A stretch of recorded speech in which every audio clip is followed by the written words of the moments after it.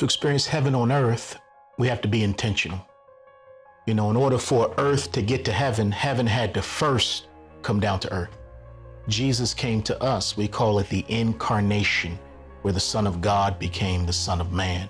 And so in order to see diversity happen in our communities, especially in our churches, we have to be like Christ and we have to incarnate. We have to go to where the people are. But not only that, though, I think we need to incarnate with the movies we watch. We need to incarnate with the books we read. We need to incarnate with the kind of company we keep. Listen, I'm honored to have pastored a multicultural church for 2 decades now, and I plan to do so until God calls me home or Jesus comes back and gets me.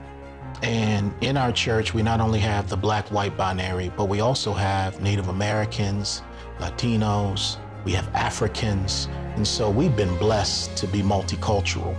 And one of the ways that we walk in that blessing is by learning. And so I ask our Native American brothers and sisters to teach me about their culture, because for so long, in order for them to have Jesus, they could not have their Native American culture. And so now it's a new day, a new time, a new age, a new grace. And so we're able to see how much they love the Creator, and I'm able to worship God with them and enjoy our God, but also understand their dances and watch them talk about their heritage and even the things that troubled them about their people, the alcoholism and even the things we see going on right now in North Dakota as far as the pipeline running through the reservation land and near their drinking water.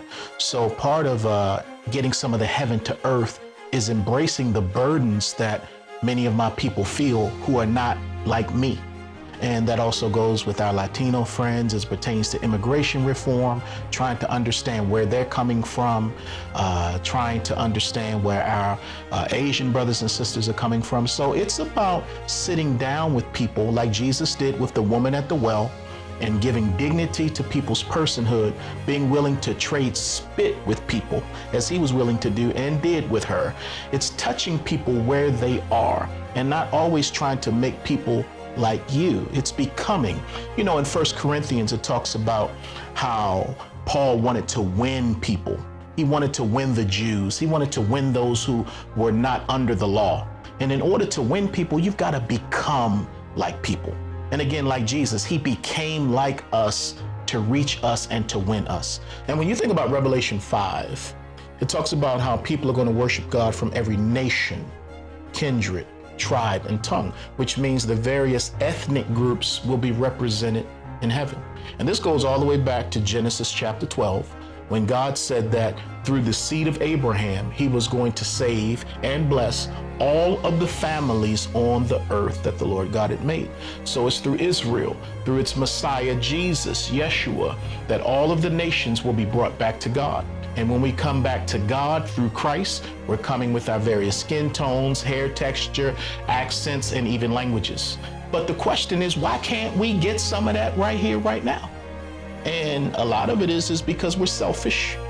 And a lot of it is because we don't want to sacrifice. We don't want to give of ourselves. We don't want to learn about other people. We don't really care much about their personhood. We're arrogant. We're self-absorbed, especially as Americans. And if you want to use that term, evangelicals. I remember growing up seeing the cartoons and everybody in heaven was white. The angels were white. Peter was white. The gates were white. The clouds were white. Their robes were white. And I'm saying now, where am I? Where do I fit into that picture? And I'm so glad that when you read the Bible, exegesis, and you see the intentionality of God to include everyone, because God has redeemed everyone through Christ who will come to him.